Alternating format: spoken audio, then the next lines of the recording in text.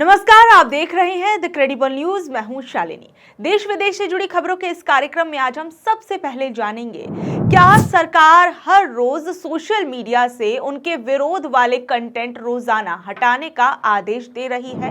उसके बाद हम जानेंगे कि पीएम मोदी पर कौन से बयान से संसद में मचा हंगामा और कांग्रेस ने पूरे बवाल पर क्या पलटवार किया। उसके बाद हम जानेंगे कि क्या मोदी सरकार मनरेगा की जगह लाई नई स्कीम, इस पर विपक्ष क्या बोला।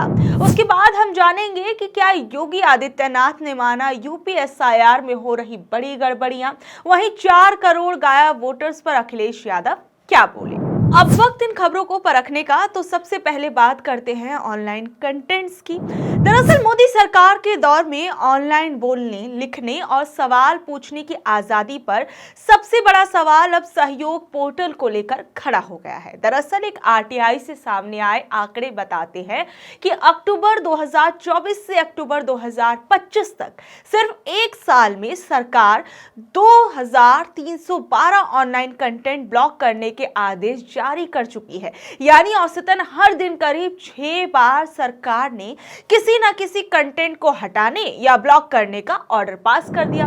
सवाल ये नहीं है कि अवैध कंटेंट हटाया जा रहा है, सवाल ये है कि कौन तय कर रहा है कि क्या अवैध है और क्या सिर्फ सरकार के खिलाफ है। इन 2312 आदेशों में से 78% से ज्यादा सीधे मेटा की कंपनियों व्हाट्सएप, फेसबुक और इंस्टाग्राम को भेजे गए हैं। यानी जिन प्लेटफॉर्म्स पर आम लोग, पत्रकार, एक्टिविस्ट और विपक्षी नेता सबसे ज्यादा एक्टिव रहते हैं, वहीं सबसे ज्यादा कार्रवाई हुई है और सबसे ज्यादा आदेश व्हाट्सएप को मिले हैं। अब सोचिए, जब निजी चैट ग्रुप और वायरल मैसेज तक सरकार की निगरानी में हो तो आम आदमी खुलकर बोलेगा कैसे। सरकार कहती है कि सहयोग पोर्टल साइबर क्राइम से निपटने के लिए बनाया गया है। इसे भारतीय साइबर क्राइम कोऑर्डिनेशन सेंटर चलाता है।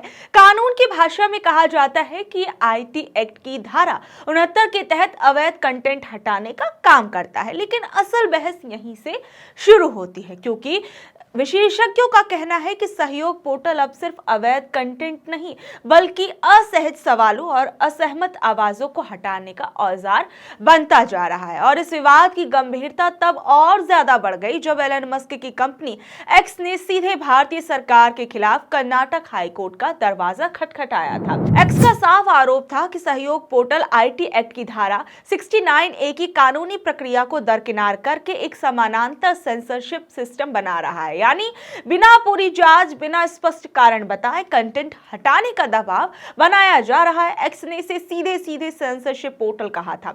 और हालांकि सितंबर 2025 में कर्नाटक हाईकोर्ट की सिंगल बेंच ने एक्स की याचिका खारिज कर दी थी। कोर्ट ने कहा कि सोशल मीडिया को बेलगाम नहीं छोड़ा जा सकता और सहयोग पोर्टल सार्वजनिक हित में है। लेकिन कहानी यहां खत्म नहीं हुई। नवंबर 2025 में एक्स ने डिवीजन बेंच में अपनी अपील दायर की, जो अब भी लंबित है। यानी कानूनी लड़ाई अब भी जारी है और सवाल अभी भी हवा में लटका है, कितनी निगरानी जायज है और कहां से सेंसरशिप शुरू होती है। खुद एक्स ने कोर्ट को बताया कि जनवरी से जून 2025 के बीच उसे 29,118 टेक डाउन रिक्वेस्ट मिली और उसने 91% से ज्यादा का पालन किया। मतलब प्लेटफॉर्म्स पर सरकार का दबाव इतना है कि कंपनियां भी टकराव से बचने के लिए कंटेंट हटा रही हैं। सवाल उठता है कि क्या ये कानून का पालन है या डर के माहौल में की गई चुप्पी। सरकार बार बार कहती है कि वो सिर्फ डीप फेक, अश्लील सामग्री और साइबर ठगी और चुनाव को प्रभावित करने वाले कंटेंट के खिलाफ कार्रवाई कर रही है, लेकिन सोशल मीडिया की सच्चाई कुछ और कहानी कहती है। पत्रकारों, विपक्षी नेताओं और सरकार की आलोचना करने वाले अकाउंट्स का कंटेंट बार बार हटाया जा रहा है। यहाँ तक कि कई बार नेता विपक्ष के पोस्ट भी रोके गए और इससे ये शक और गहरा हो गया कि लाइन बहुत पतली है साइबर सुरक्षा और राजनीतिक सेंसरशिप के बीच। यही वजह है कि सहयोग पोर्टल अब सिर्फ एक तकनीकी टूल नहीं, बल्कि लोकतंत्र की कसौटी बन गया है। बीजेपी और मोदी सरकार डिजिटल इंडिया की बात करती है, लेकिन सवाल यह है कि क्या ये डिजिटल लोकतंत्र है या डिजिटल निगरानी। क्या सरकार तय करेगी कि जनता क्या देखे और क्या सुने और क्या शेयर करे। अब बात करते हैं संसद में मचे हंगामे की। दिल्ली के रामलीला मैदान से शुरू हुआ एक नारा संसद से लेकर टीवी स्टूडियो तक तूफान बन चुका है।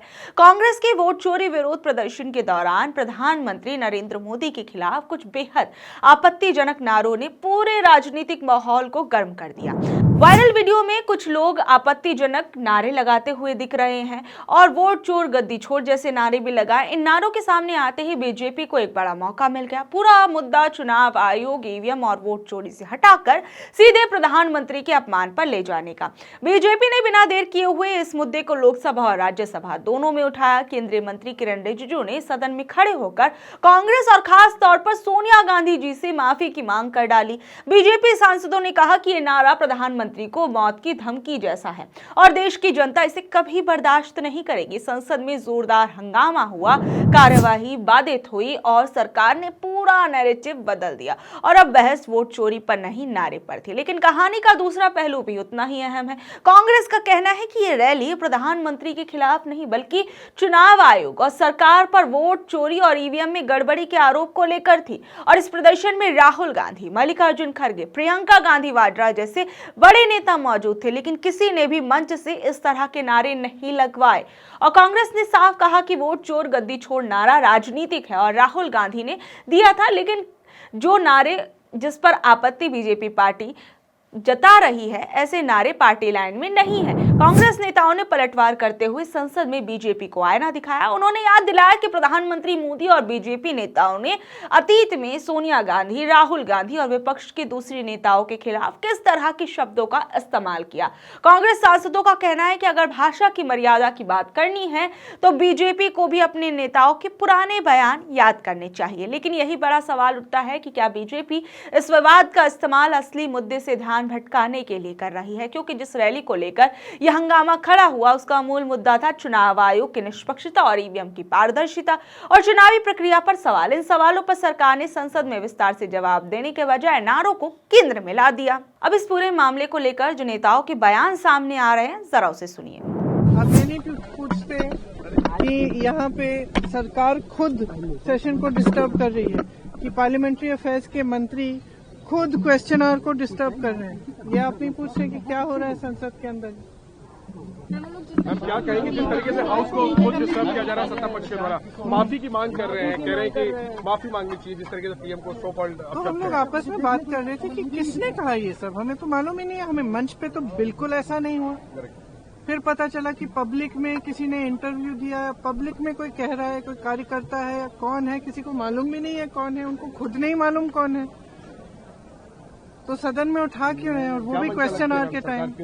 मुझे लगता है चलाना ही नहीं चाह रहे हैं। अब किस लिए हमने पोल्यूशन पे डिबेट मांगा है, वो भी नहीं कर रहे हैं।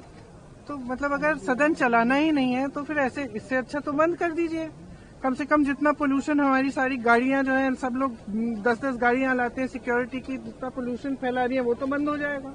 अब बात करते हैं मनरेगा योजना की। देश के गांव से जुड़ी एक बहुत बड़ी खबर सामने आई है। मोदी सरकार अब मनरेगा को हटाकर उसकी जगह एक नई रोजगार गारंटी योजना लाने की तैयारी में है। इस नई स्कीम का नाम बताया जा रहा है विकसित भारत रोजगार एवं आजीविका गारंटी मिशन, यानी VBGRAMG बिल 2025। लाइव मिंट की रिपोर्ट के मुताबिक सरकार ने इस बिल का ड्राफ्ट सांसदों के बीच सर्कुलेट कर दिया है और इसे संसद के मौजूदा शीतकालीन सत्र में ही पेश करने की योजना है।